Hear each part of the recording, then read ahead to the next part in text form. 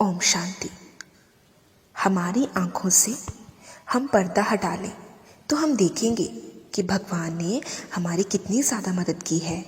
भगवान की प्लानिंग इतनी महान है कि वो जैसा चाहते हैं वैसा हमें रहना चाहिए, तो हमें भगवान बिन मांगे ही सब कुछ दे देते हैं।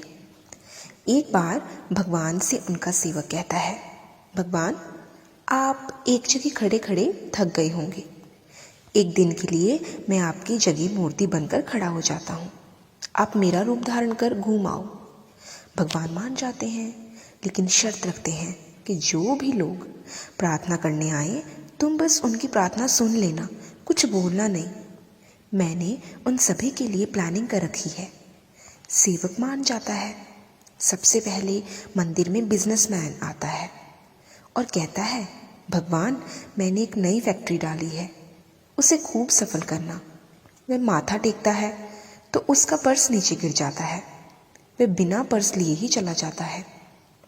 सेवक बेचैन हो जाता है। वह सोचता है कि रोकर उसे बताए कि पर्स गिर गया है, लेकिन शर्त की वजह से वह नहीं कह पाता। इसके बाद एक गरीब आदमी आता है और भगवान को कहता है कि घर में खाने को कुछ नहीं है, भगवान मेरी मदद करें। तभी उसकी नज़र पर्स पर पड़ती है। वह भगवान का शुक्रिया अदा करता है और पर्स लेकर चला जाता है। अब तीसरा व्यक्ति आता है। वह नाविक होता है। वह भगवान से कहता है कि मैं 15 दिन के लिए जहाज लेकर समुद्र की यात्रा पर जा रहा हूँ, यात्रा में कोई अड़चन ना आए भगवान। तभी पीछे से बिजनेसमैन पुलिस के साथ आता है और कहता है कि मेरे बाद ये नाविक आया है, इसी ने मेरा पर्स चुरा लिया है। पुलिस नाविक को ले जा रही होती है। तभी सेवक बोल पड़ता है। अब सेवक ने भगवान द्वारा दी गई सब शर्तें तोड़कर घटनाक्रम पुलिस वाले को बता देता है।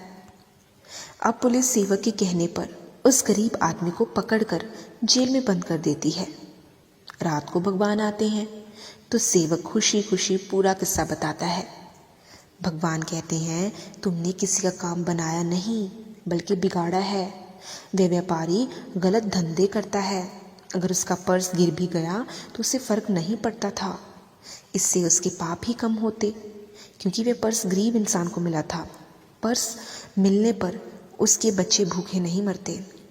रही बात नाविक की, तो वह जिस यात्रा पर जा रहा था वहाँ तूफान आने वाला था। अगर वह जेल में रहता तो जान बच जाती, उसकी पत्नी विधवा होने से बच जाती। तुमने सब गड़बड़ कर दी। कई बार हमारी लाइफ में भी ऐसी प्रॉब्लम्स आती हैं जब हमें लगता है कि ये मेरे साथ ही क्यों हुआ, लेकिन इसके पीछे भगवान की प्लानिंग होती है। जब भी कोई प्रॉब्लम आए उदास मत होना, इस कहानी को याद करना और सोचना कि जो भी होता है अच्छे के लिए होता है। ओम शांति।